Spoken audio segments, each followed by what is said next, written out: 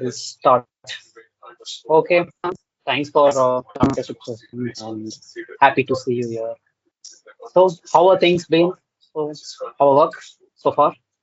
But yeah, work is fine. Mm, Not much going on. We shipped the game, so everybody's just kind of just hanging out, taking holidays. So it's very slow right now. nice. So, can you give an intro about yourself? Because I think we both know personally, so we both know actually the chat. But can you like mention to like generally like what you do? Like where did your journey start as an animator? Like I want to know, Yeah, like I can understand you like to get into the games industry. I believe that. But animator, like how did that happen? Can you explain that? yeah, it was definitely a really difficult path to find growing up for sure. I knew when I was really young I wanted to be an animator because one of my first movies that I saw in the cinema was Disney's Hercules.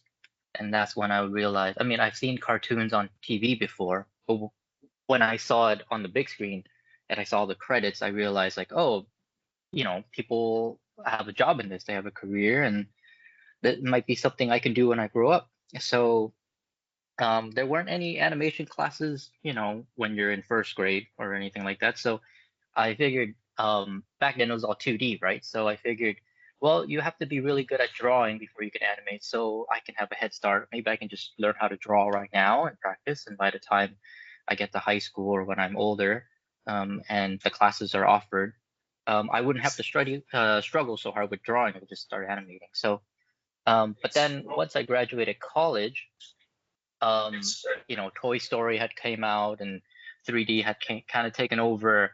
I think Princess and the Frog was kind of the last 2D Disney movie, and then Rapunzel came out. So I decided to just, still go with animation, but start in 3D animation. And I found a school called Noman, or rather, they kind of found me at my community college at the time. So they found me and they were really cool because it wasn't like I didn't have to learn all these other prerequisites, like you know like product design or like just things I wasn't really interested. I just wanted to do movies or games, and that's what they offered right away. So I joined them. I went into the 3-year program for animation, and at Noman you kind of have to learn everything, and then to have a focus in animation. So that's what I did for 3 years, and then after that, I started in TV and commercials for a few years, and then I really wanted to do film, and so I moved to Canada because there was a time when all the film studios started building their flagship studios in Canada. So I moved to Montreal, Canada, to work at a film studio. At the time, it was called Atomic Fiction, and we had a Steve Carell movie called The Women of Marwen. It was a pretty sweet movie. It was a really cool experience because they it was the first time that they paid for my move to go to Canada, and I was in a big studio with a bunch of different people. Um, and before I was in a small studio where I kind of knew everybody. So and then we worked on that movie, and then eventually they got bought out by Method, and then now they're Frame Store, I believe. But yeah, we worked on a bunch of different movies. Women of Marwen was one of them. Men in Black International. Um, this superhero movie with Vin Diesel called Bloodshot, I believe. A couple TV shows, and then we worked on Top Gun Maverick, and that was when I was like, I don't think I kind of want to explore games. And a coworker of mine came from games. She wanted to switch over to VFX, and I wanted to do the opposite. So I asked her if she could help me get into where she was before she left. And that was at PlayStation San Diego. And I thought, perfect, I can move back to California, which is where I'm from, and to work on games. So that's what I did in 2020. It was during COVID, so I never got to go into PlayStation Studios, but I moved like 10 minutes down the street. So I was really close by, and my first game was I was very fortunate. My first game was God of War Ragnarok, and then my second game was Spider-Man 2, and then God of War Ragnarok Valhalla, which is the DLC. And then they kind of ran out of work for a while, and I had to find another place to work. Um, I went to uh, I went to a small what's it called? I went to a smaller studio that was doing they were helping out Blizzard at the time, so I got to work on Diablo 4, the first expansion, and then um, there was an opportunity to work on 007 and move to the UK. So, and my wife has family in the UK. They have family in London, and the IOI studio is in Brighton, which is an hour below London. So I'm like, okay, let's try another adventure. So we moved here. I'm still here in Brighton, and then a year and a half later, we shipped a game, and it was one of the biggest talks of the internet, the world. New James Bond game, super successful, and yeah, and here I am. That's me. That's nice. I think from I think from this I can understand that animator was generic. It doesn't matter whether it was films or game, but you wanted to be an animator. I think that's what. And Yeah, amazing that you have worked on three amazing titles like God of War Ragnarok, Spider-Man 2, and 007. Like that's three yeah, amazing titles. And it's a hat trick, I would say. I think it's a hat trick that you worked on these three titles. yeah. Thank you, thank you. That's amazing. Have you ever been to the like as you mentioned you worked on the IO Interactive? The headquarters is in Copenhagen, Denmark. Have you got the chance to go to Copenhagen and Yeah, so they explore? have their big studio is in Copenhagen. They have another studio in Malmo, which is like a 20-30 minute train ride away from Copenhagen, and then they have one in Barcelona, and and one in Brighton. And usually when there's like a big event, like our release party, we had a release party recently, excuse me, and they flew everybody out to Copenhagen, and we had our little event there. Sometimes they have this thing called IOI week. I haven't been there long enough to experience that because when I was there, Bond was just so crazy that they kind of skipped it. But usually, what happens is that for 1 week, they they they let you work at a different studio for a whole week, and you just kind of do your own little thing, your own little project, and then everybody kind of celebrates and presents it at the end of the week, and just hangs out. So yeah, it's pretty cool because you can go to these different studios and not only see the big studio, but you can also experience the culture and the stuff around the studio too. So yeah, it's pretty cool. That's amazing to hear. So, like before getting into the session, I have like three quick questions I want to ask before getting. So, Huh? like game development has like various domains like design, programming, animation, production, and things like that. But Yeah. but often when a game designer, when a person says that I'm a game designer, a common man would ask like, do you animate stuff? And like, do you do 3D modeling or do you 2D modeling? I'm like 3D modeling is for 3D artists. Animators job, animation's job is for animators. There's not like there's a difference between these things. 3D artists, 2D artists, animators, environment artists. These are very niche domains, and their working functionality itself is different. So can you just break that myth that animation and design are two separate things? Can you just explain it? Can you explain as possible? Just please do that. Yeah, well, design is more, it's definitely way more technical. I'm personally, for me, I'm not a technical person. I'm just an animator. Like, I mean, like you pointed out, it's always been animation. I've always had like a dead set, target, and that was just straight to animation. Fortunately, when I went to Gnome and we got to learn a little bit of everything, so I can kind of understand what the other principles are. Um, but personally, for me, I just do animation. I'm slowly starting to learn more about game design and level design and combat mechanics and all the inner workings of different engines that make all those things. Um, but it wasn't until I started at IOI, because at PlayStation it was more of like an internal outsourcing company, and then the company that I work with when I work in Diablo, another outsourcing company. So I've never been at a development studio, a development studio. That's what I was trying to say. And yeah, so this is my first time being in here, and you can kind of see how crazy it is. And Brighton is really cool because it's really small. We only have about like 40 people. Copenhagen has like, I don't know, 200 or something like that. So I'm fortunate enough to, whenever we have lunch or whenever there's some downtime, I can always look over and see what the combat designer is doing, or talk to the game designer, talk to, you know, the the character art and all that stuff, and see what they're doing. And yeah, when I started working in games, it was remote. Like I said, I started during COVID, so I never really got to work at PlayStation Studios. But now I'm in the office and I can see what they're doing.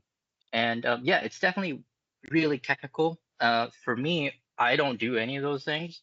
I just kind of focus on Mm. animation. And I feel like in animation, you either love it or you hate it.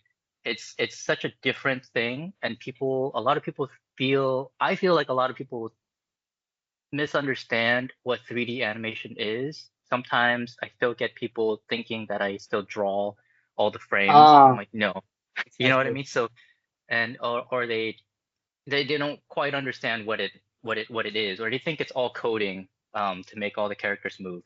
Um, it might be like back then when Toy Story 1 started, but definitely now it's not like that at all. It's just a digital puppet that you move around, and that's the biggest difference.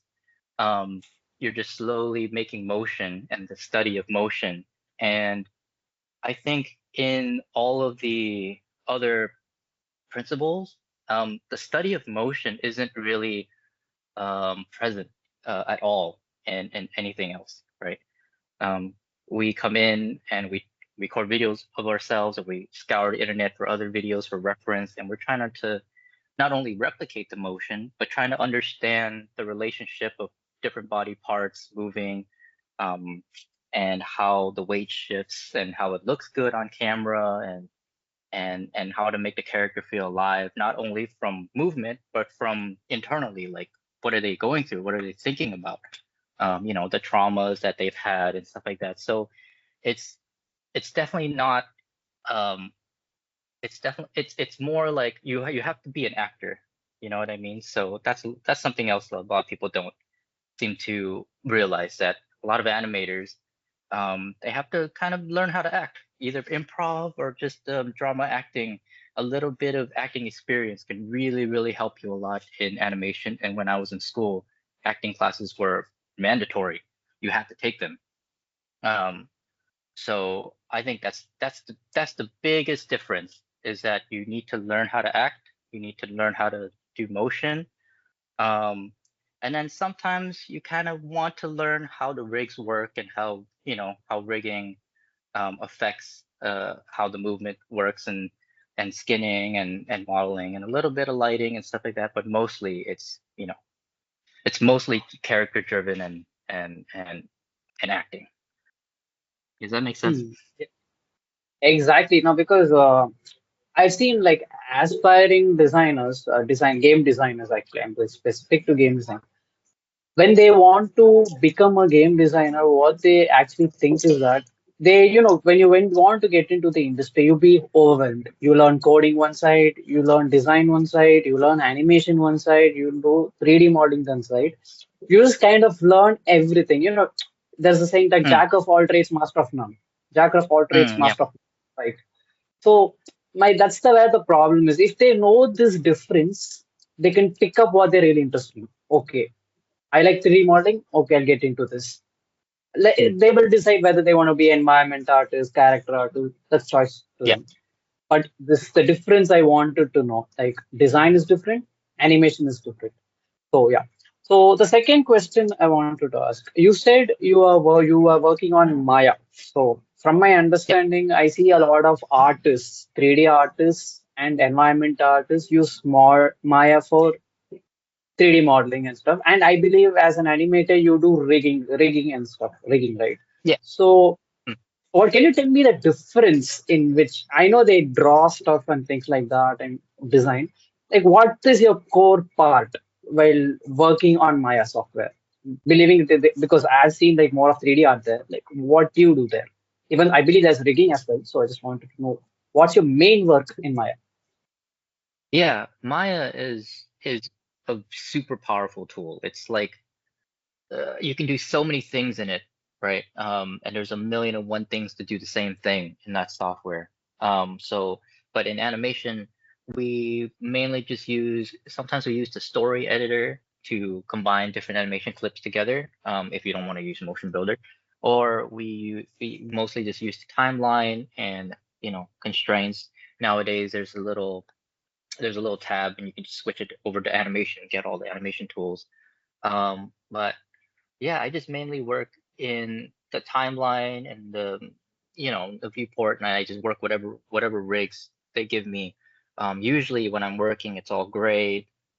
There's just default lighting, just to make the scene as light as possible, because when we're hitting play and we want to see our characters move, we want them to move like with the most amount of frames that's available to us. Sometimes when it's like really slow, it's kind of hard to see how that movement actually feels in the game or in the movie. So usually it's all gray, it looks really boring. It doesn't look like the final product. But nowadays you can work in Unreal Engine, and if you do that, you can animate, and then you can see all the colors and all the pretty stuff that you would normally see in the finished product. But in Maya, I've always been fine with just like gray shaders and just minimal props and stuff like that. And then there's a back and forth, you're working on something, and then the character's holding like a cup or something like that, and then character art or director says, "Oh, the cup needs to be bigger," or or or it has to be like a mug now. Now it has a handle, and now you just have to like adjust your animation to that. So there's always a little bit of back and forth. Um, but but yeah, makes sense. So the last question before we get in, can you Yeah. break what is the biggest myth about video like senior animator or the like game animation or the video games industry? Like what is the biggest myths that you have heard about your domain, especially in the The games biggest industry? What is the biggest myths that you've heard? um the biggest myth I would say, I don't know, I feel like gameplay or the biggest myth is that gameplay animators can animate cinematics and cinematic animators can animate gameplay. Where I think they could do that, but they're so different. Um, and in gameplay, it's mostly motion, and you have to animate super fast, because you have to give out a bunch of iterations to your lead. Like, oh, how does this jump look like? Maybe you throw out like 3 different jumps in a day or something like that. Whereas in cinematics, you don't want to give out too many variations, because you're sticking to a script. It's been storyboarded, it's been edited. The blocking and of where the character should be and what this should say is already determined already. So you kind of want to just do that and do is to stick to the script basically. You can do small little adjustments here and there just to show your personality and your thought process and how you would approach how this character handles the situation. But for the most part, you're just doing whatever they tell you to do. Um, and yeah, it's very different, because if you're suddenly just like, oh, I want like like a cinematic animator would never be in a situation, very rarely they would be in a situation where the director's like, I'm not sure what I want in this little area. Can you just come out with a couple different ideas and send them my way? Like, that's very, very rare. Um, but I feel like in gameplay, there's a lot of wiggle room to explore and exaggerate and do all those things. Um, I think there's another.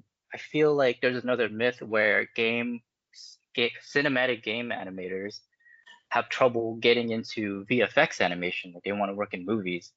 I feel like that's kind of the same thing almost, because you're working with motion capture. There's a digital actor. Nowadays, they actually have the actor in the game, and they just look like how they look like in real life, but in the game. Um, and that's more or less what happens on a VFX studio. You know, they're wearing a mocap suit. The set is fake. The actor is real, and they just want to translate the actor's movements onto the digital set. And the actor, for most, well, let's see, there's like a scene of like, I don't know, Thor like flying off, or like Superman flying off or something like that. You'll see them, um, you'll see them in costume. It's the actor. It's like who they're supposed to be, in in the flesh, and then they jump up, and then there's a cut in the plate, and then there's a digital takeover where there's like a digital model of the actor. Their face is exactly the same.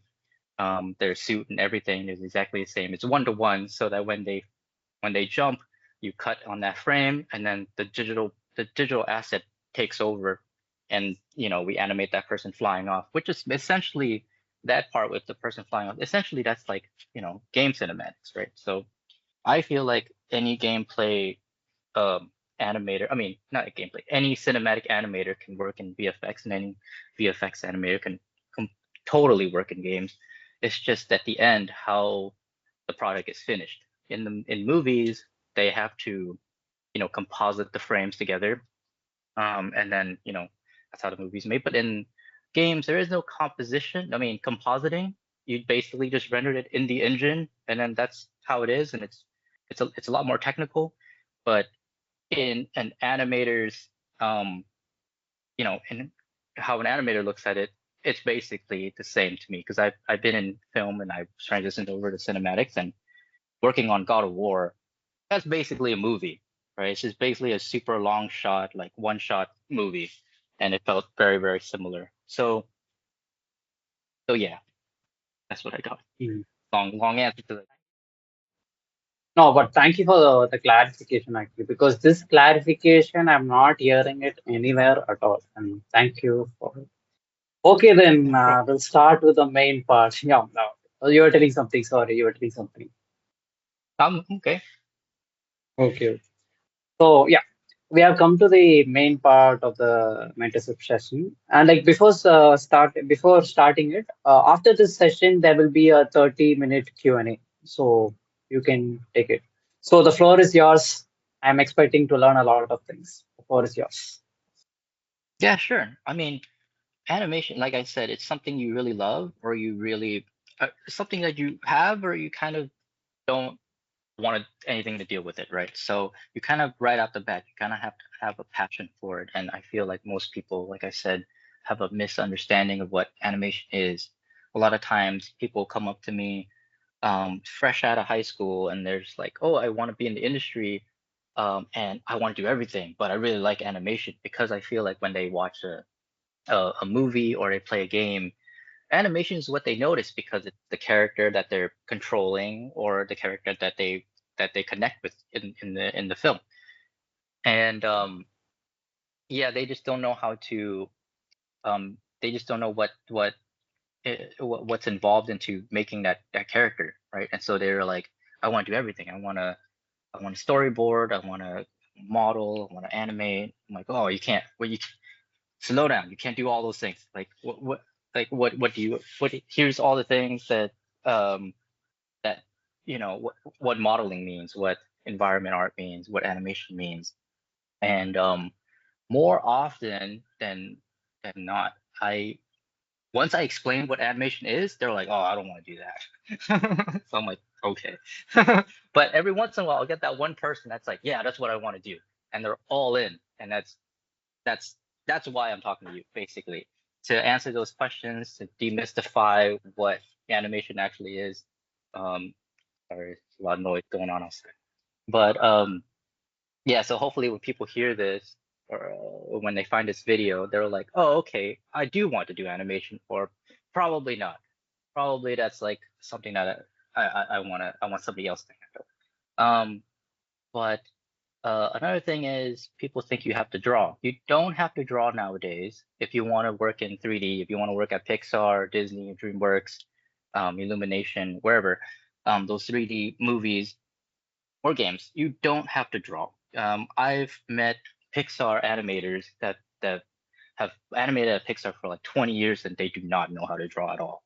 They just know how to study motion, um, and they have a really good eye of how motion works, right? Like let's say for example, if you're picking up like a cup or something like I'm picking up this cup, right? It's just not like a one-to-one. It's here and now it's here. It's not just one-to-one. Like how do the fingers wrap around, and then which finger goes first, and which knuckle goes first, and how soft is it going?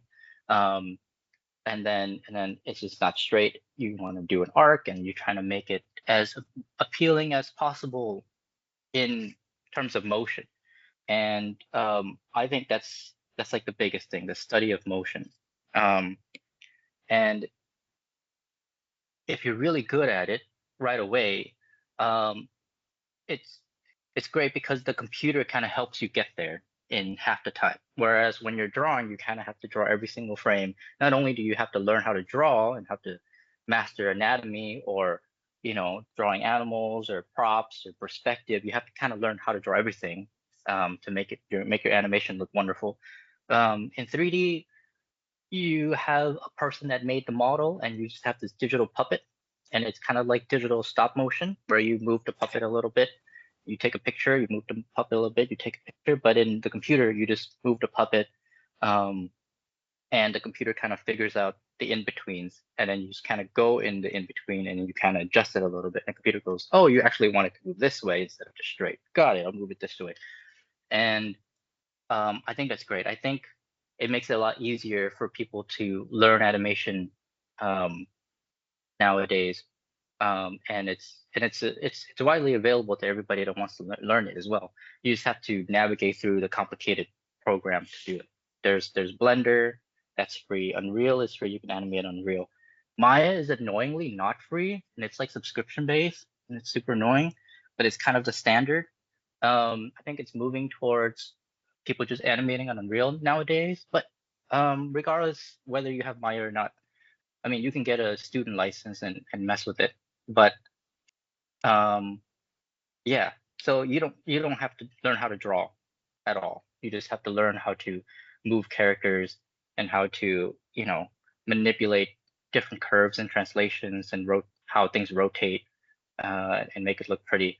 All the animation principles still apply. You just have to do it digitally. And the best thing is you can actually record yourself. You can there's so many times where I've had trouble with animating something, and it might be something super simple like somebody getting up and starting to run or something like that.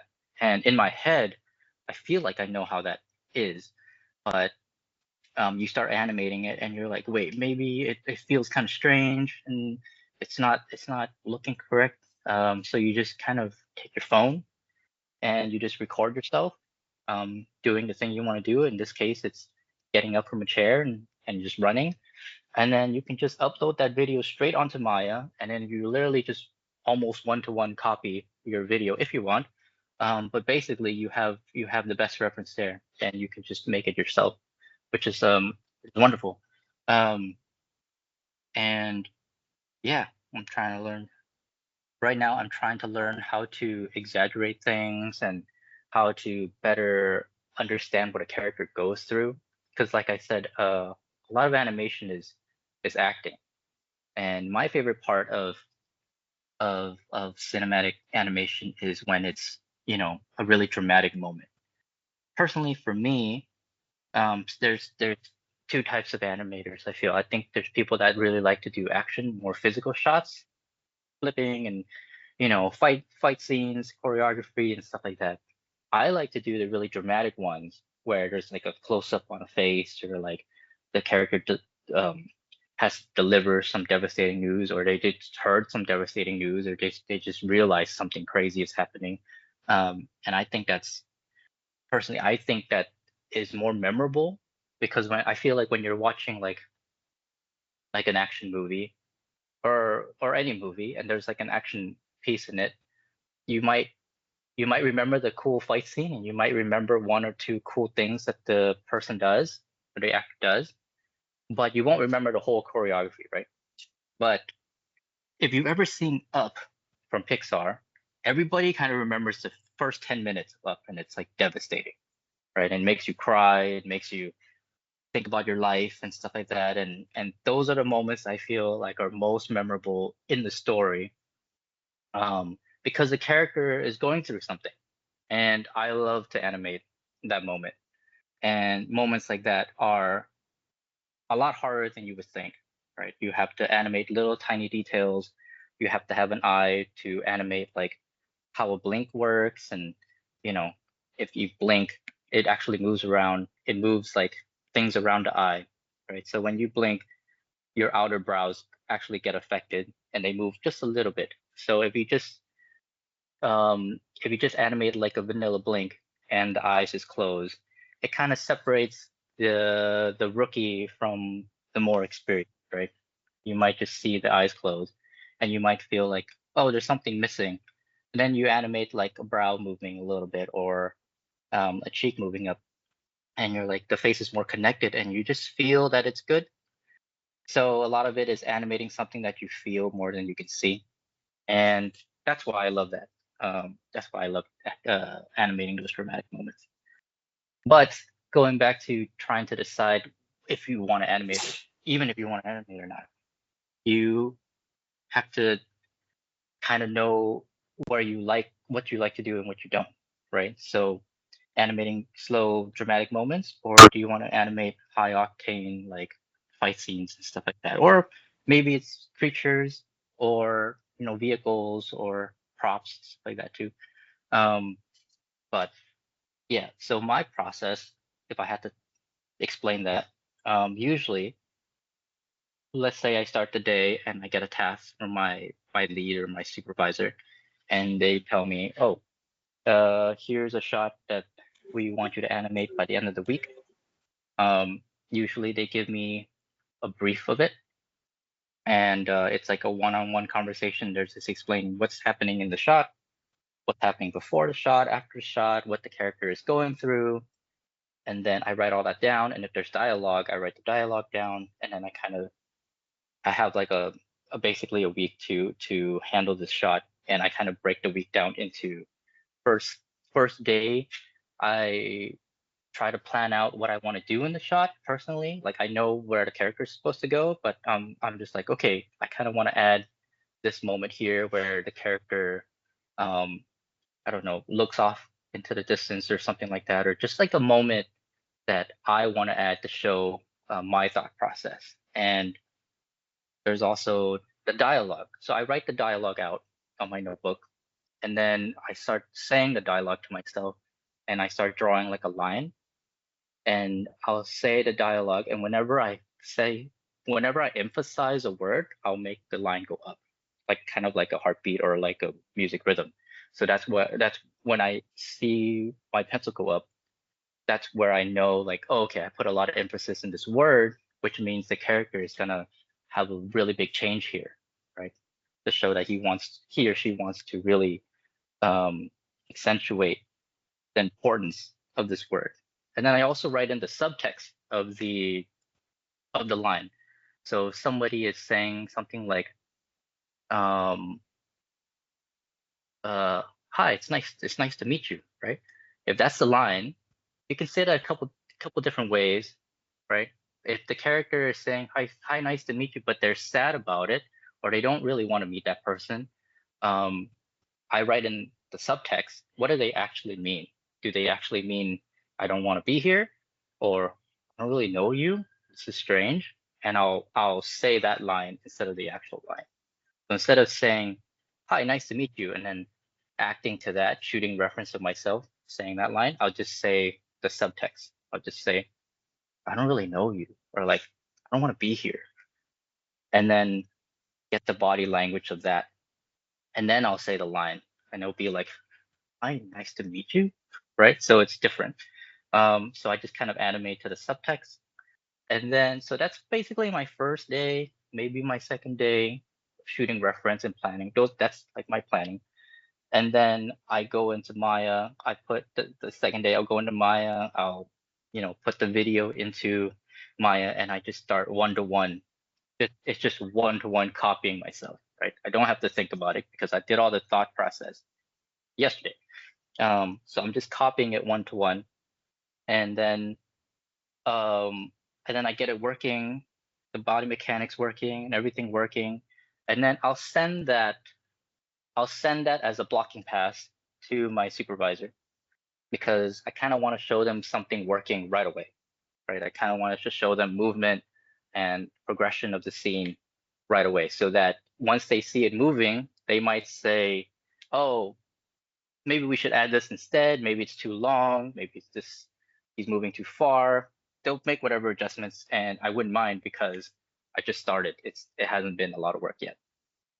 Once they once I made my adjustments, or they say, that's great, just keep going, then I add another layer of detail where I add in, you know, how the character, like maybe he's breathing, um, maybe he's panicking or something. Like I'll add more breaths or something like that, or I'll add more eye darts, more blinks, more little things that kind of sell that moment.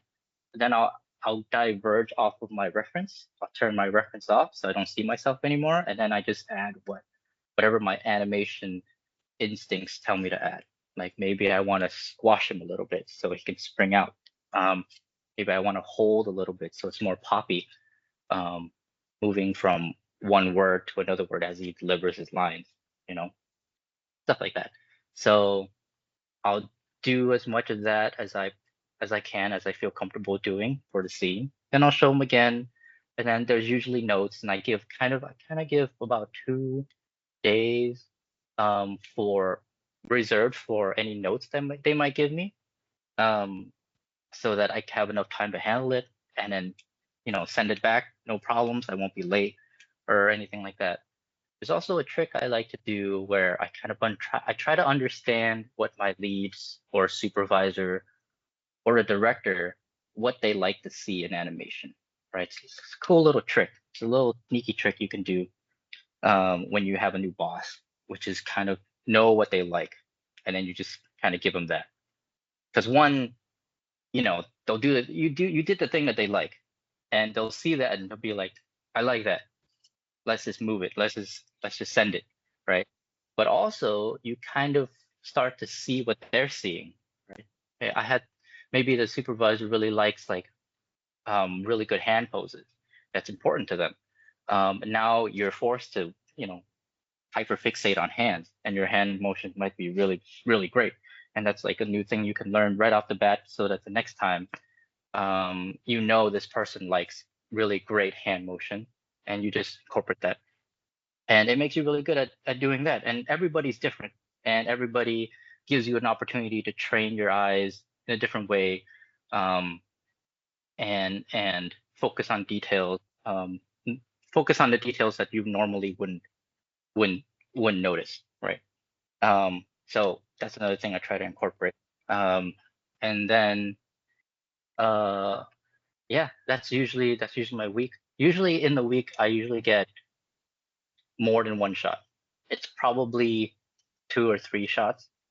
I know at Pixar or at Disney or any feature animation studio, you probably have a week to do a couple seconds because they're a high polished studio.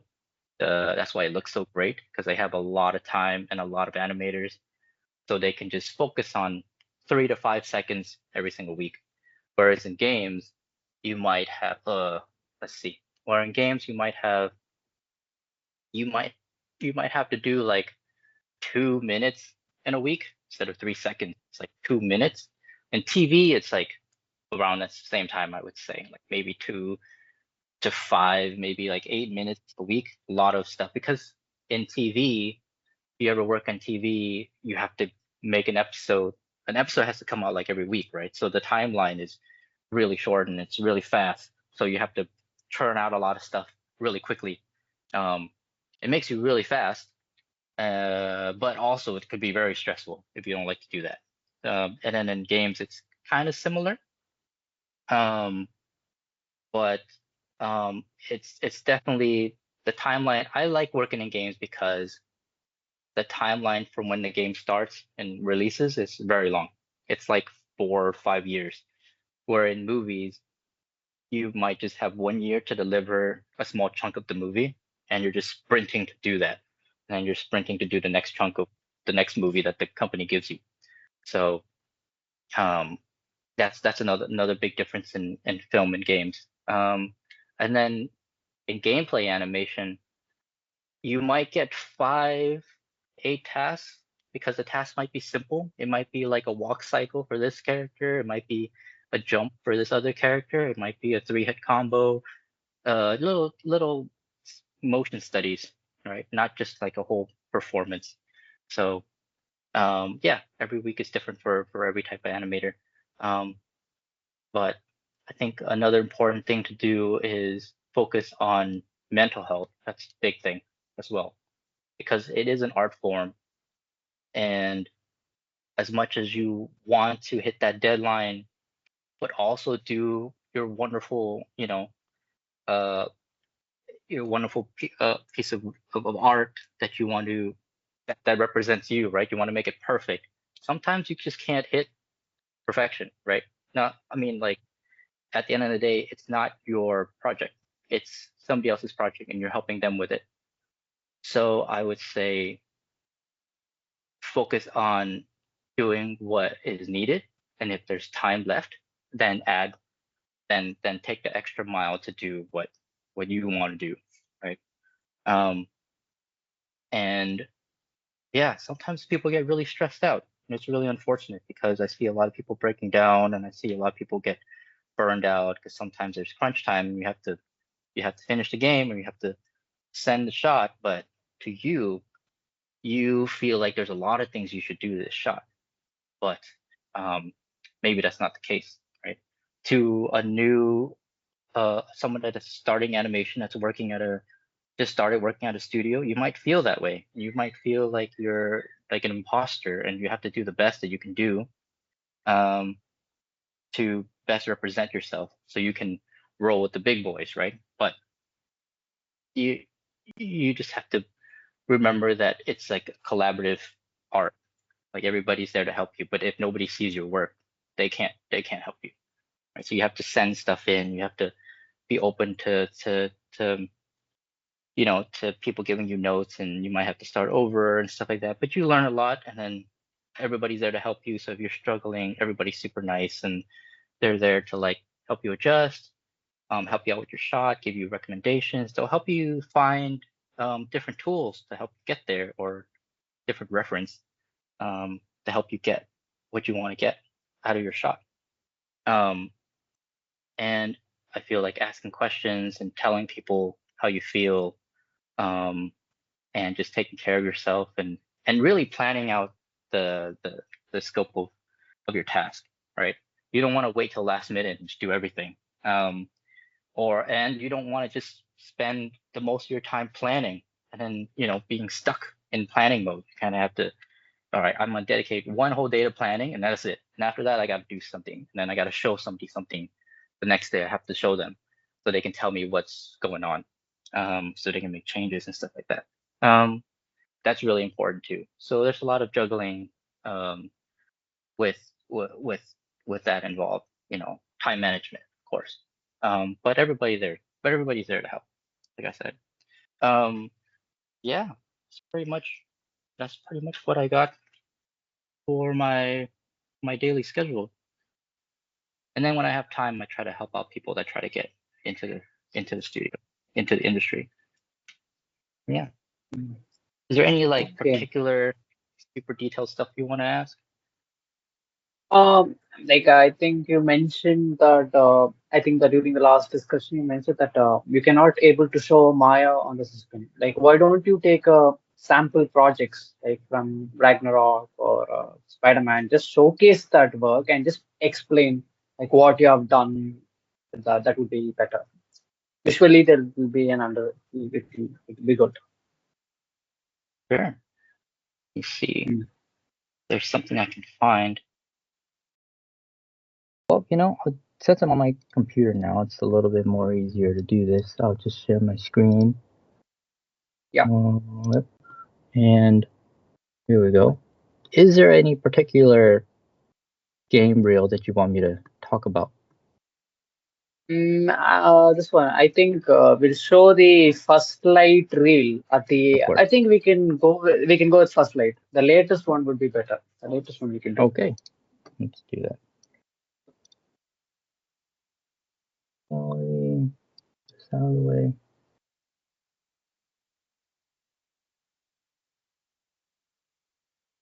This one smoothly.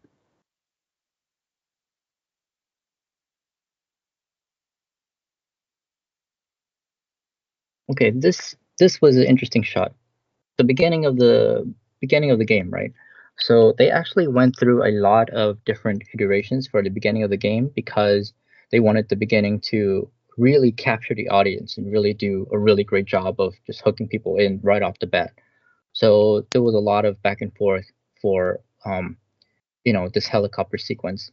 But for my shot here, this is the first time you see Bond, and he's just like an air crewman. He's not double O or anything like that. So they just kind of wanted him to be in shadow.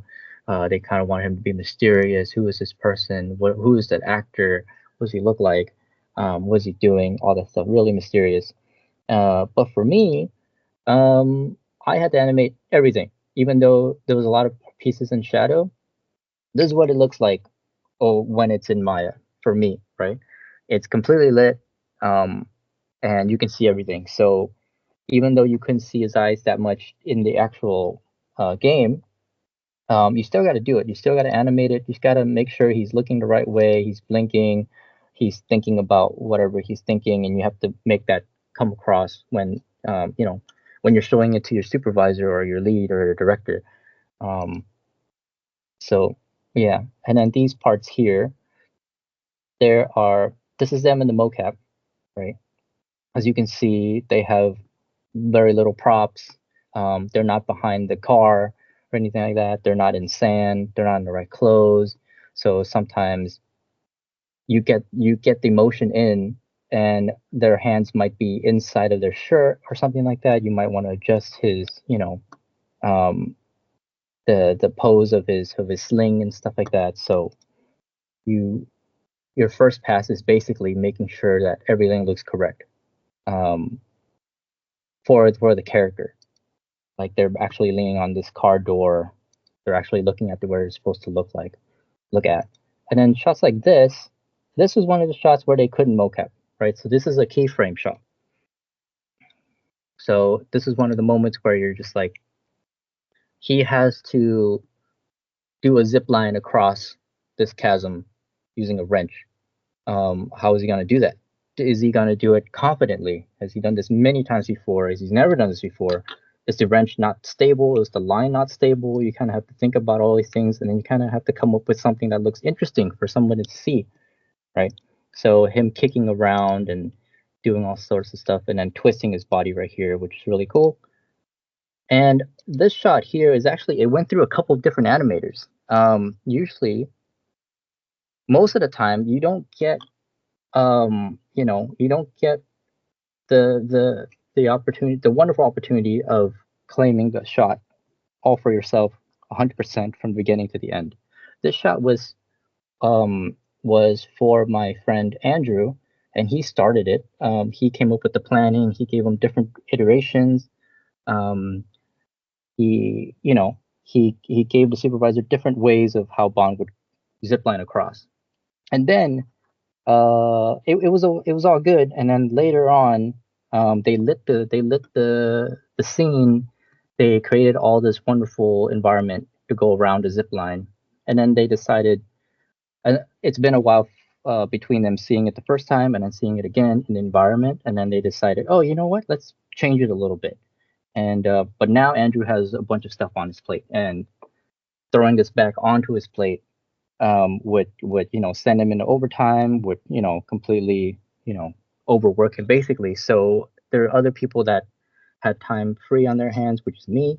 So they gave me the shot, and it's like, oh, Andrew started the shot, and we have notes on it. He's too busy to handle the notes. So can you handle the notes, right? So what I did was I came in and I kind of adjusted his animation according to whatever notes that they gave me, which was, you know, I added this wrench. They wanted me to throw this wrench down on top of, I think at the beginning, I don't have it here in the game, but at the beginning, a little bit of spoiler, this bridge is closing, and you as a player have to, you know, traverse a bunch of. You have to scale a wall. Basically, you have to scale a wall to get to the zip line, and then jump on the zip line. And at that time, there wasn't a run animation to blend from gameplay into cinematics. And you have to think about those things because it has to be a smooth transition from the game camera into the cinematic camera. And because there was no proper transition, I had to add a little run cycle for Bond to run and then stop and then grab the wrench and then jump on the zip line. Because without a proper transition, it would look like he would slide into place and then jump on the zip line. So we didn't want that slide. So I had to add the little run in for that. You know. And then here there are nowadays there's really fine detail in face performance, right? So you have the actor's face and they have all these dots on them. Same for God of War, same for Spider-Man, a lot of Sony games. And this is a really super fortunate moment where they decided to use Patrick Gibson's face into the game. So whatever he's doing, I just have to copy one to one. And usually there's a software used to help out with that process. Sometimes the studio will have their own software that they make up. Sometimes you can use an external software that the studio might purchase to help you with that process. And so you use the software and you basically just make a couple poses, like when Patrick is looking really far to his left, really far to his right, when the moments where his mouth is the biggest, the moments when his mouth is the smallest. You're basically giving the most the apex of that pose so that the program knows this is as far as you can go this direction, this is as far as you can go in that direction. Everything in between, just try to eyeball it basically, but don't go past these parameters. And then the program would just go through and give you a really rough pass of what the actor is doing, and then it's your job to go in and then add little nuances, like, you know, moving the brows when the blinks happen, or like, you know, making his nostrils flare a little bit. There's no markers on his nostrils, so make them flare a little bit when the actor's doing it. Or maybe you want to add stuff, maybe they're not blinking and you want to add a blink, you can do that, you know. Animate the tongue and, you know, all those things. So it's pretty detailed pass, I would say. So it's a separate pass on the body in this studio. So uh, you do a pass for the face, and then somebody else, or maybe you. In this case, I had both. You do a pass for the body with the face on it, and while you're doing the face, notice he's not. You can't really see where he's looking at. So once you put the face on the body in the actual scene, then you can see like, oh, he's staring at somebody from across the room.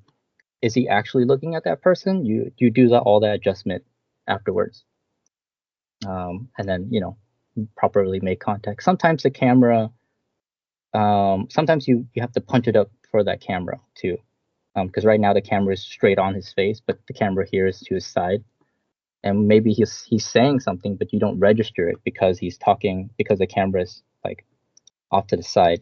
So you might want to punch up that motion a little bit just so it registers from the master cam point of view, stuff like that. Yeah, here's another one. You notice that he's not actually holding him, so you have to come up with a creative way to have them hold on to each other, animate the fingers correctly. What would that look like? Notice he's not making that pose, and yeah, it can get very technical, but it's definitely possible. As long as whatever you do, as long as you make it look good at the end, that's all they pretty much care about. But yeah, notice that they're not making contact at all, because they would mess up the markers, and the cameras wouldn't collaborate properly if they mess around with these reflective balls, right? So they had to do that. Plus their camera, their helmet is like severely in the way, so they have to act like this, and then you go in and you're like, okay, pretend the camera isn't there. What would you actually do? You know? So come up with the pass for that. Yeah,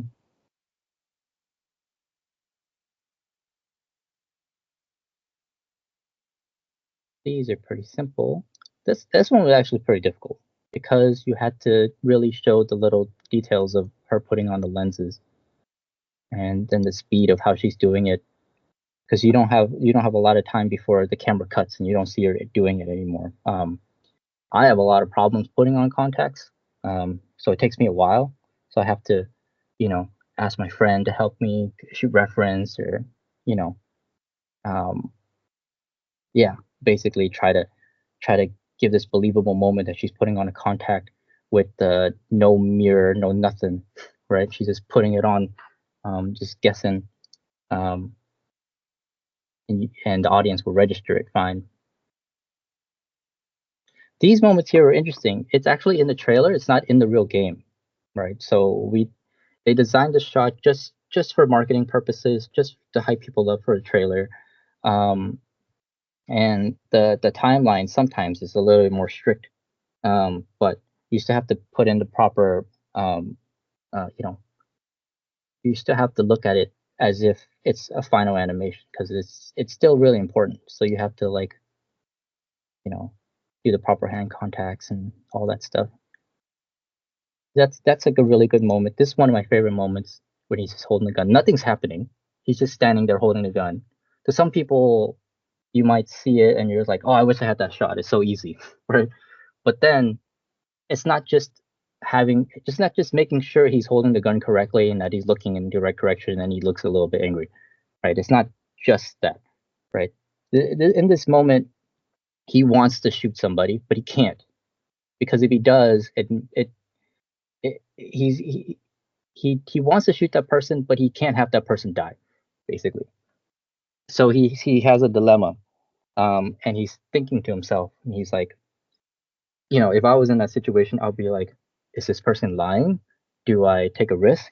Um, do I believe him? What if he's telling the truth? What can I do? You know what I mean? Should I shoot him in the leg instead, or like I don't know. There should be so many things happening. So you want to show that in his face, right? All this, fighting with himself and seeing if what he should do next. So there's little tiny things like moving of the mouth, um, his eyes dart back and forth, moving up the brow and stuff like that. So there's a lot of little things you can add to a small moment just to punch it up just a little bit, right? That one's easy, just rolling around. This one was added in afterwards. I think they wanted a couple more shots to the scene, so this was added a little bit late. And they just mocapped the shot really quickly. At IO Interactive, we have our own mocap studio, so it's really fast and efficient. We can just get an animator to just come in and just put on the suit and do something really quick without having the actor, you know, we don't have to call the actor back just to do this little thing. We can just have one of our animators put on a suit and just do this small little motion. And then I would come in and then add the smile and all that stuff and make sure that this character at this moment looks like how he looked like in the other moments when it's the actual actor in the mocap suit.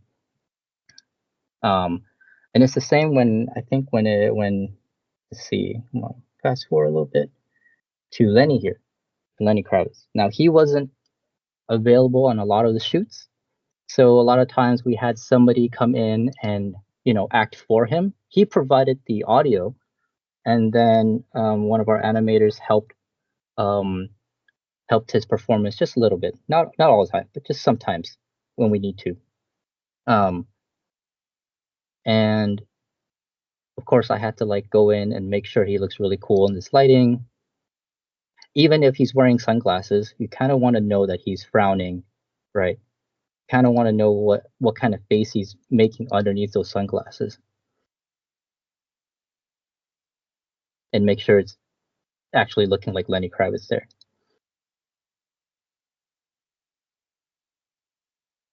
right? Same for this shot here. He could easily you can say that he's standing there talking, holding a gun, and that's pretty simple. But there's a lot of little things happening in his face, right?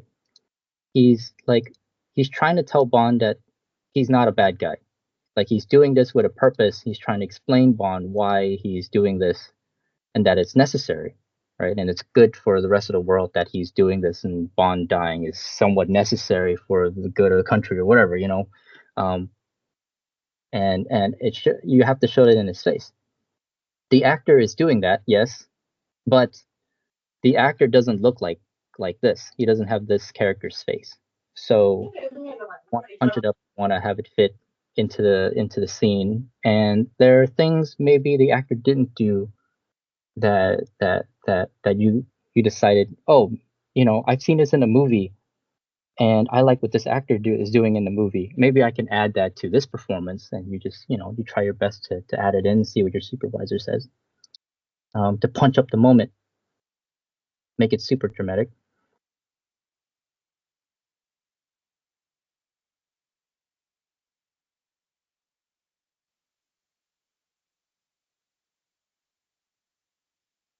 And see, I did all of the funeral shots. Mm, I love those shots. And again, you know, it looks like he's just standing there, but there's so many things happening in this shot. If you played the game, this is a really important moment for the exactly. development of his character, right? Like he's Yeah. gone through so much. He never thought he would be here, and now he's feeling like in this just in this beginning shot right here in this face, right? You kind of want to show that he's thinking about what he should have done. Maybe he shouldn't have gone in. Maybe he shouldn't have told this person. Maybe he could have saved this person. All these things, right? You got to show that in him just standing still, and you have to come up with something like that. That could be very difficult, but I think it's very fun, and because you show it in the eyes and the brows, and I think it's really fun, and especially when the camera is closing up like this. You see all those little things. Yeah, exactly. I think M used to tell when James Bond was entering MI6 for the first time. M says Mm, like the double O's lifespan is very less. yeah, He thought it was a joke, but after seeing the funeral, he's realizing, yeah, lifeline is very less.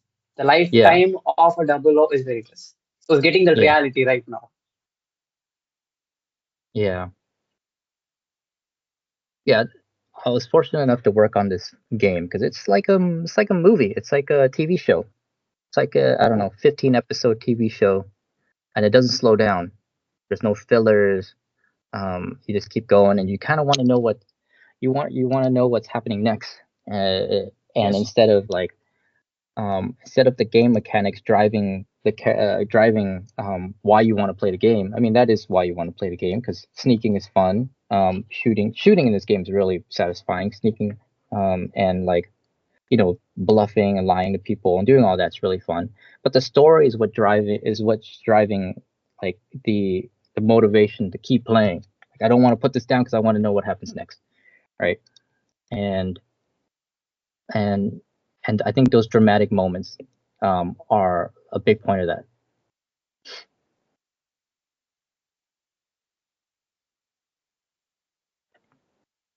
Again, this is pretty fun. You have to really, you know, show what she's saying, but she doesn't look like the model in the game, right? So you kind of have to play with what you have, in the game because that's what people see. So maybe you raise her eyebrows a little bit more.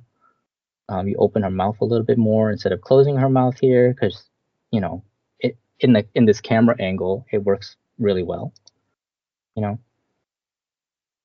So you just play with the camera, like animate to the camera. Um, yeah,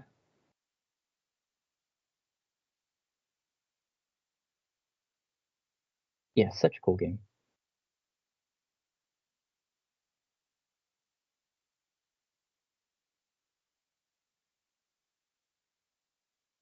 Come around to see what else I can talk about. I can talk about some of the other ones. Let's see. Yeah, you can show the. I think you can show the Ragnarok. I think you can show the God of War Ragnarok. I think that would be great. Sure. Yeah. So these shots were monsters. Where in other games there's cuts. You know, the camera will cut. Whenever a camera cuts, potentially another animator could be responsible for that camera movement. But in this game, the camera doesn't cut. You're responsible for the entire duration of the camera move until the gameplay happens again. So sometimes the shot would be like 3 minutes long, right?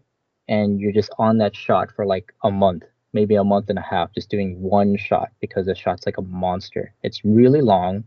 There's a lot of things happening. Sometimes there's like 5 characters moving, and you have to work on all 5 of them sometimes. And this moment right here is really important as well. This was actually my first shot on the game. I explained, I told you earlier that this is like my first game that I worked on. And I was onboarding. That means you start at the company and they tell you, oh, this is how our tool works. This is how our company works. These are the buttons you want to press, and meet this person, say hi to that person, whatever. And then once you onboard, they're like, okay, here's your first task. One of my first tasks was this shot, right? And I think on paper it was really simple, right? There's nobody fighting. There's only 2 characters. Um, and also, Santa Monica Studios considered that shot really far along because they've worked on it, and then they've given it they gave it to PlayStation Studios to finish it up. So we just had to finish it up, or I had to finish it up. So there were really minimal notes. And then I started doing the notes. I finished the notes. I sent them to my lead, and then he sent them to my supervisor, and then my supervisor saw it, and he was just like, he was not happy. He was just like, okay, this shot needs like another 2 weeks. And we were just like so surprised. We're like, I thought this was almost done. I thought we had to send this off. Why is he saying another 2 weeks? I don't know what to do. So I was really scared. I was scrambling, because I had like big imposter syndrome. I came from movies. This is my first game, and it's God of War, and it's like, oh, I gotta do a really good job. Did he's saying 2 more weeks because he didn't like what I did? Did I mess up? No, that wasn't the case. He just saw the opportunity to make this shot better than what was planned, because he knew that this shot was really pivotal for the story. This is I think the first moment where uh, Kratos is confronting Atreus of lying and not following directions, and he's tired of it. And Atreus is like, "Well, you know what? You have secrets too. I mean, why can't I have secrets? Mom had secrets."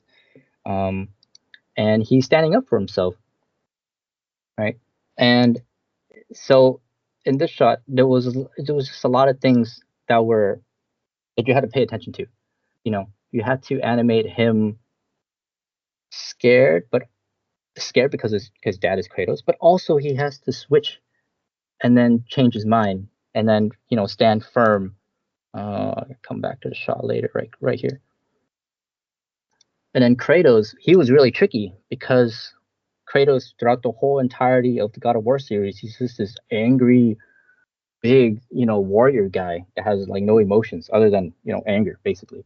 And this is kind of the first time when you see him a little bit more sad, a little bit more vulnerable, and he's like, why do you do these things? Like, I just want you to live. I want you to listen to me. Do you not care about your life? Right?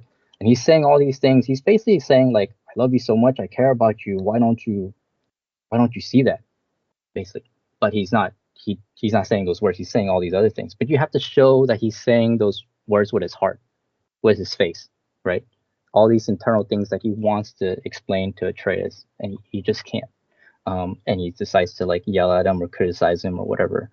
And maybe he knows that's not what he's supposed to do, but that's all he's known, right? Because he's a soldier, not like a father figure, and this is his first time figuring all this out.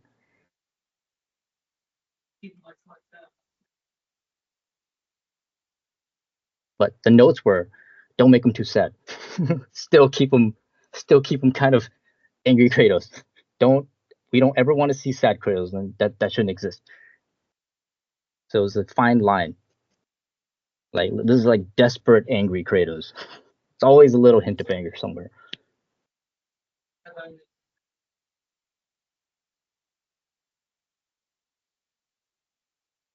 Yeah. And then you can start to see Atreus like for the first time. He's not he's looking up at his dad, right? He's not like, I think back here, or was Whereas back here, he's like a little bit more scared. Like his mouth is open. He's more of like a default browse. He's like, I don't know. Like, right? He's kind of looking up with his eyes, but then when you get over here, he's starting to look face to face with Kratos, and he's like, you know what? Like, I can hold my own. I know things you don't know. And then he breaks eye contact. That's like the biggest thing. He's like, I don't even need to look at you anymore. And right when he breaks eye contact, Kratos like pulls him back. He's like, you don't talk to me like that, kind of a thing. You still don't know who you are. You don't know you don't know what the world is. So there's a lot of story elements that you have to think about when you're animating stuff like that. Eye contacts are huge, right? When to look at the person, when to look away, how you're looking at the person, the small little eye darts you do. You usually do eye darts. I like to do eye darts as a form of trying to read the other person's expression after you've asked them a question or after you've told them something and you just want to know how they feel about that. So you're kind of scanning their eyes back and forth just to see if they feel sad or they feel whatever they feel, and then you can reassess yourself and try to handle the situation afterwards. Same with blinks, right? He's looking around. There's a thing, I think the CIA or you know those people that specialize in seeing if somebody is lying or not, right? And sometimes when the liar, the person that's being questioned, if they look off if they look off to the, I can't remember if it's the left or the right, but if they look up to the left, they might be remembering something, and if they look to the other direction, they might be making up something, right? So that can help you instead of just adding darts just to add darts. You're like, oh, when you're looking down to the left, you're trying to remember an image, and when you're looking up to the left, you're trying to remember an audio. But in contrast, if you're looking to the right, if you're looking down to the right, you're trying to make up an image, and if you're looking up to the right, you're trying to make up audio. So what are you trying to do? Are you trying to do a combination of both? You're telling the truth, and then you start lying. You know what I mean? So little directions for eye darts.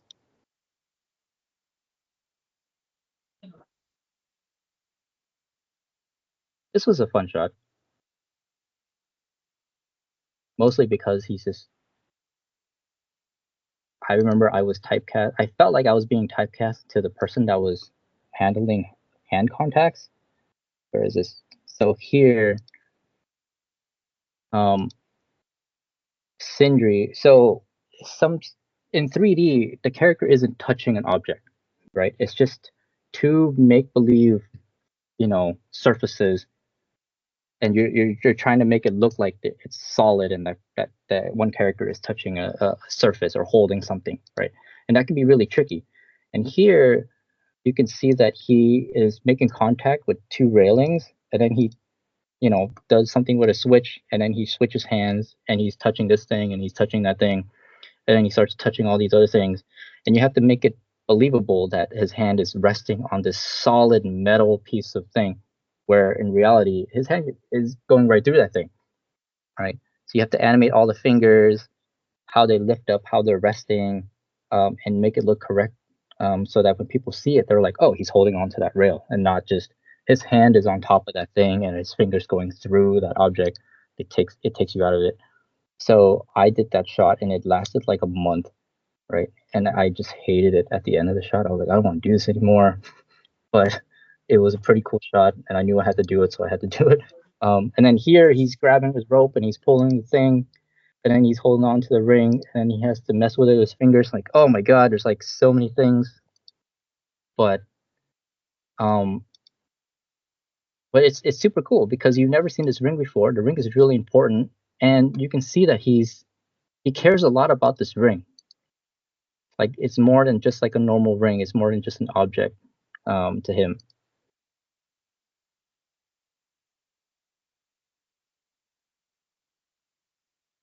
And to add to your point, when you mentioned about that, including that minute details is like, Yep. and I can understand because a lot of 3D, like a lot of animators usually say that they're doing the big thing is not the problem. But doing the small, minute things like finger movements, let it be typing or holding an object, like because it should feel realistic, not artificial. And I can Yeah, understand making every single thing perfect. Actually, it's true. It takes months. A lot of yeah, people say that. For a simple thing, a lot of people say that. Imagine it for a game like God of War or Spider-Man or 007. I can really understand that. yeah. Lots of care, Yeah. and attention to detail for every single character, making sure they're, you know, making sure it's loyal to that character as well. But yeah, that's me. Anything else you want to ask about? Yeah, I'm I going to. think I think pretty much it. I think we have like 30 minutes. We can Mhm. do a Q&A. We can do Q&A for 30 minutes. Okay. If you have any Yeah, questions or particular shots or sure. anything like that. Sure. But to be honest, I've learned a lot. Anime, I think animation is not my thing, but I've Mm, learned a lot from this. I've learned a lot, and I could get a clarity like, okay, how you guys go through. I, doing mm. animation is not a joke. It's not a joke. Yeah, yeah. Like I said, you have to like want to do this. It's like exercising, right? You just Yeah. you have to go to the gym and not just go to the gym, but you have to move these weights and you have to move these weights very slowly. 10 reps, and 10 times, and you do another one, and it's kind of boring to some people. It's like, oh, that's so boring. I'd rather do something else. But if you really want to get good at the craft, you have to do those things, and you have to really like doing that, right? You have to want to do that. That could be hard, but then you can make like really, really beautiful, believable characters, like Spider-Man, or Bond, or Kratos, right?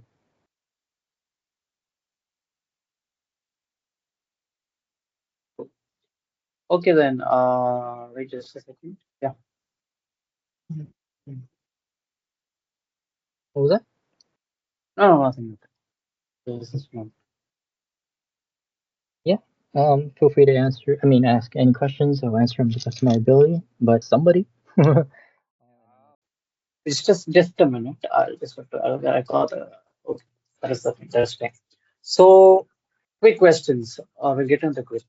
So I think post success of First Flight, I don't want to say this, but there were layoffs in IO Interactive. There was Yeah. a studio closure in Istanbul, Yeah. Yeah. and in so one side I see the success and the happiness, but the other side, like sad and Yeah. suddenly a shock. So what's your opinion on this? Like, what do you, I thought I thought that I would say like after Resident Evil Requiem and the First Flight, okay, the games industry is going and is getting back to track, but it's Yeah. again it's gone down. What Yeah. happened? It's tricky, right? I mean, you can say that a game like Bond that was widely well received could you know give you the illusion that the game industry is fixed, right? But it's just one game, right? And our partners had nothing to do with this project, right? If you read stuff on LinkedIn, it was about this other project that we have called Project Fantasy. So we lost the partnership for Project Fantasy, and that had a domino effect, and it ended up affecting the rest of the studio, which is unfortunate. But unfortunately, one game cannot, you know, change the whole entire industry. Some people say Grand Theft Auto might change it. I don't think so. I mean, what's going to change is the big names of the industry has to. I feel like they have to the ultimate ability to change the industry. When Sony was like, we're not making discs anymore, that changed the industry, right? It's like now everybody's affected. Every single studio is affected, not just us, right? Like no more discs, right? So that's different. Um, so yeah, it's just the nature of this industry. I feel like whenever there's a lot of money involved and when there's a lot of people involved, it could get kind of messy and it could get a lot of things can go wrong, right? So yes, it was really unfortunate, but we are still moving along. We're still planning new things at IO. We have um, we have complete ownership of Project Fantasy now, so we can do what we wanted to do, which is cool. Um, and we're trying to find a different publisher or no, yeah, a different publisher for that project. And then Bond is from Amazon, right? So we're just kind of waiting for Amazon to tell us what they want to do with the, if they want a next game. Or we don't know, right? But what we do know is the DLC is coming. We already announced it, and we're just doing our best to focus on that at the moment. And then still, like I said, people are on holiday. People are still trying to um, just recover from, releasing this game. So and then the community of the industry, people on LinkedIn, very supportive, right? Very understanding. Um, Nobody really knows what's going to happen in the industry. You never know when another studio is going to go through a layoff, right? We didn't know. You never know when a studio is going to close down. Like, I mean, look at Bungie and Destiny, all that stuff's happening there. Because, us animators, people that just work for the company, we don't know what's going on all the time, we're there for each other. So whenever these things happen, you see the whole LinkedIn community, everybody in the industry was like, "Hey, I'm sorry this happened. Here's all of my connections. Here's all of my network. Um, here's how I can help. Like, let me know if you need any help and stuff like that." So we'll always have that, and that's beautiful. It's this artist helping out other artists, like like always. True. That's this is what is actually I'm being repetitive about this all the time. The games industry is not about the games, but it's the people. The Yeah, people are really friendly. Friendly. I would repeat it multiple times. The people yeah, who are making this community more like engaging, friendly, and how to say a positive kind. I would say, hundred yeah. percent. Yes. Now, let me say, like, the second question. I think we'll have only 10 minutes left. After that, we will conclude the session. 10 minutes. Okay. Yeah. So, artificial intelligence, AI. So, there is behavioral AI in games. I just don't want to get into that. Generative AI in video games. Do you Hmm. think, like, how much of AI is used in your tools? Is it used, or you still use your creativity and things like that in Maya? For example, now every software they use this AI inbuilt in Unity, Unreal, other software. Like, do you still use AI inbuilt in Maya while working professionally? You do Well, that? we use our the tools that, like the face solving tool and stuff like that. That has a bit of AI integrated into it already because it needs to know, like, once you give it the parameters of the pose, it needs to know like how to accurately hit the poses in between. So the stronger the AI on that, the easier it is for us to, get through that process and then start adding the things that we want to add, right? So we kind of use minimal in that sense. We use AI to get us 20%, and then we build the rest of it, right? 20% is the program, and then maybe like 50% is us adding whatever we want to add, right? And then the last 30% is what the director wants to add on top of our stuff. So it's really minimal. It's like, personally for me in animation, I don't even use it. Like, if it's not the face solve, I don't really use it. Um, and I don't even know if that's AI, to be fair. I think that's just the software just going from like A to B, how much percent is this and whatever. It's not actually analyzing the face. It's just seeing how far the lips are moving compared to what the parameters that you set, right? So I'm not sure if that's even AI. But at IO, I could say that we're not using AI at all to make anything, right? We're not using AI to create any features or to make any like concept art or anything like that, because it was a big discussion, right? I mean, you're asking me this because it's a big thing. So we've had a lot of talks about it at work, and they've addressed it because people, some companies have layoffs because of AI, and for us, they wanted to address that to the whole studio, and they're like, hey, you know what? You don't have to worry. We're not going to use AI. Don't worry about AI taking your job because we're not going to use it. So yeah, but in animation, we don't really use it, right? So it doesn't really affect me too much. It I think it's pretty cool that it is available because I know in Unreal Engine there's a thing where you can just record yourself on your phone. More they want to make it look really pretty, they actually have to learn how to animate and actually learn how to like make the game and stuff like that. So it's a little introduction. Um, so I think it's a cool tool to help you understand what you're supposed to do. In like there is an AI in Unreal. Just can you explain that part again one more time? I think you're probably Yeah, so I think it's cool that the AI program on Unreal lets you just record stuff on your phone, and then from that mm, recording of you in your living room with no suit, no additional equipment, you can upload it into Unreal and just paste that onto a character that that you got from Unreal, and then you have movement, you have animation for that character. Um, and it's super cool that you can start off with it, and it lets you know what is expected. But if you want to know how to animate, you're gonna have to do a lot more than that, right? So it just helps you a, get a little head start. true. Uh, Another thing, do you think the video games industry is become too much corporatized? Do you feel that? So much what? Re- Corporatized? Because Oh, compared to the software industry, yeah, the games industry is very creative. It's fun. yeah, And moreover, even if you create game, even hypothetically, if you build games using AI, I believe that audience is gonna reject or throw away slops in the trash.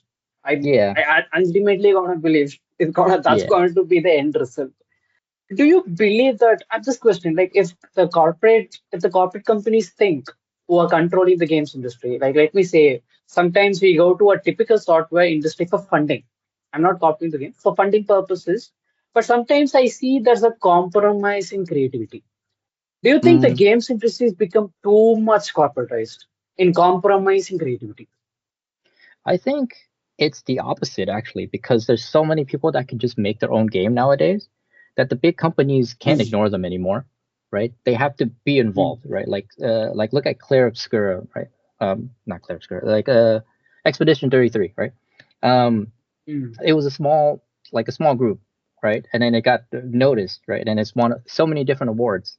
That small group now is recognized by all these big companies, right? They have to make something similar, right? They have to, if there's a Expedition 33 Part 2 coming out, they're like, oh, okay, let's avoid this month because everybody's gonna want to buy this game, right? So they can't really, they're not fully in charge of the game market anymore, right? You have all these people that can just come up out of nowhere and just make a really cool idea, um, and also they can just pitch to the companies, right? You can pitch to Sony if you're lucky enough. You could make a really cool idea, crowdfund it, do whatever you need to do, and then Sony might see it and then give you funding, and then so that's another thing that big companies need to watch out for, right? Um, and so yeah, so I think it's quite the opposite. The big companies are still a big presence, right? You still want Grand Theft Auto, you still want the new Skyrim coming out, you still want, Wolverine and God of War and all those things like that. But then there's a lot of smaller games coming out that you also that also look really cool. So I think it's less big companies now. Absolutely, absolutely true. Indie games, I see like a lot of the indie games growth has grown exceptionally. It's a very good rate. I could see that's a Yeah, positive sign. So the only thing they lack is funding. The funding is the only thing that they lack. But apart from that, they're doing a great job. yeah. But yes, And the then thing is that also the big companies, they also want to make indie games too. Like you have Square mm, Enix. They make Final Fantasy and they make Final Fantasy VII Remake, but they also are trying to make these little, you know, pixelated games or these smaller games. And then it's called, like the big companies are trying to tap into the indie game market. Or like God of War is a great example. They just came out with this 2D scroller God of War game, right? About young Kratos, right? Just came out of nowhere. So they're trying to tap into that indie game feel as well because they know there's a big market for that. Because there's a lot of people that don't want the AAA game. It's too expensive. It's too much of the same thing. You don't want a Call of Duty, right? It's the same thing every single year. People say. So there's people that just avoid AAA games and they just want to try the indie games where they know it's like creative driven, something they've never seen before, and yeah, the big companies are starting to notice that they're trying to make their little indie game as well, right? Indie game department as well. But yeah, Mm. I'm done with that. You can go on with your next question. Sure, sure. Yeah, sure. I think we have 8 more minutes, 8 more minutes. So mm, I can understand that the games industry don't pay much, but I could see up. It doesn't give much amount, but still people are a lot people are really passionate to get into the industry. I could see that. No, because this Yeah. advice I used to give for people who want to enter the gaming industry is that your salary is going to be less. Only come if you're passionate, Mm, not for money. Like initially, I think money is important, as you mentioned in the past yeah. discussion that we said. Like money is important, but for your first job in the games industry, of course, you're gonna get peanuts, but as you progress, I think you're gonna get paid. But if you want to get a money like a software developer, this is not the industry for you. Mm, That was, yeah. to be honest, the thing. That's what I used to tell about. Yeah. Another thing, what advice you would give to aspiring game developers? Let it be animation, design, programming, level design, or 3D mode, Yeah. anything. What's your advice to the young entry level people who want to get into the industry? What's your advice would be? I would say like the best thing to do is to not just do it by yourself, right? Try to find a group of people that can help you, whether it's a group of, if you're an animator, try to find a group of animators, or you can try to find a group that are that want to do other things, like they can make the environment for you, they can light for you, right? And then you can better understand their process and then how the pipeline works. You can make a small little game, and then now you have like a product you can show people, right?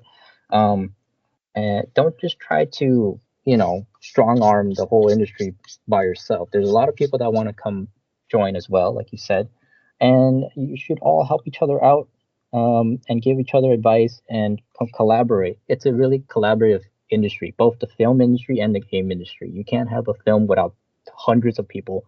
Same with games. Can't have it without hundreds of people doing all completely different things.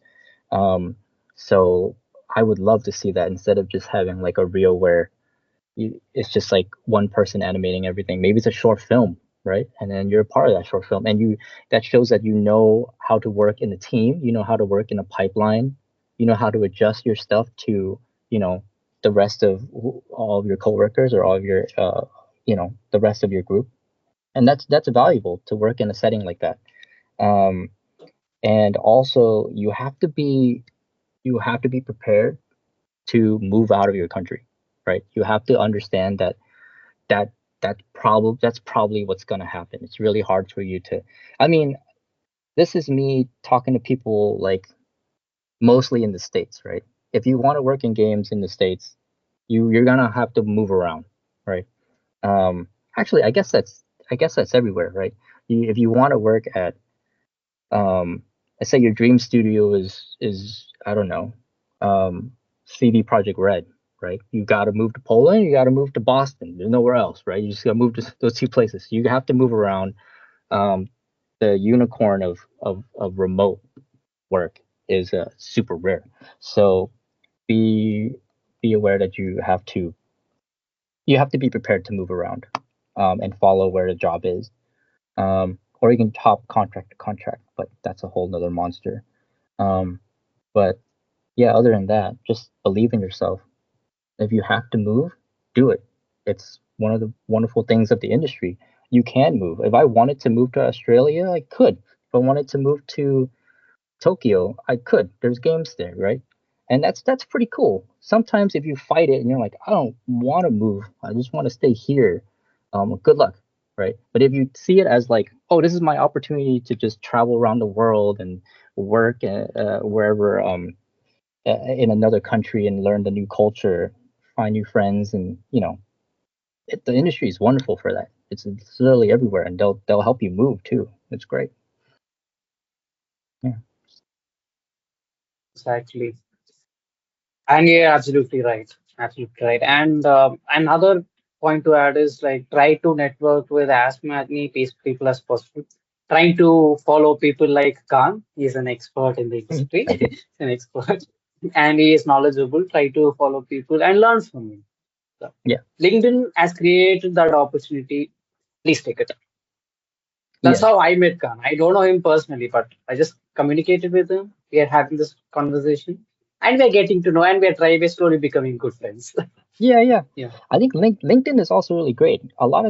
I forgot about this, but sometimes I'll tell people that they want to go in the industry. I tell them, okay, what's your favorite game or what's your favorite movie and what you want to do in it, um, and then just go down the credit list, and then go down to the department, and then just find somebody, and then go on LinkedIn and find that person on LinkedIn, and then just be like, hey, I want to do this. How do I do that? And more often than not, they will help you out. It's that easy, right? They're super happy to help you out. You just gotta ask. exactly. Wait just a second. Okay, then, Khan, I think we have come to this conclusion. We come to the conclusion part, and thank you for taking part of this session. I really loved it, learned a lot. So Awesome. the session will be in the session will be uploaded in YouTube. Yeah, that's fine. Sure. Yeah. Cool. So, Khan, it was a nice conversation, and I really had a really good time. As I told, animation is not my thing, but I really enjoyed it, and Nice. I'm glad. hope to see you in the near future in some events or in UK, possibly. Do Yeah, that. that'd be cool. Yeah, let me know when you're in Brighton. Yeah. Yeah. All Okay, right. then. I had a Take care, blast. Khan. Thank you so much. Take See care. you. Bye bye. See you in the next video, guys. Next veteran, the next video.